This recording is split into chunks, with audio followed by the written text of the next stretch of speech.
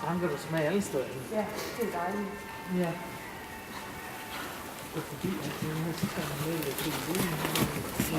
Ja. Så kommer der sådan en travl til med om, der er en høj konflikt. Vi kan gå forbi nu. Ja, det går bare. Så han kører forbi med hester og vogn bag den.